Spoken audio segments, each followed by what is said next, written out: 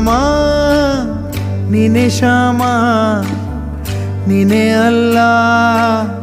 ನೀನೆ ಯೇಸು ನೀನೆ ಕರ್ಮ ನೀನೆ ಧರ್ಮ ನೀನೆ ಮರ್ಮ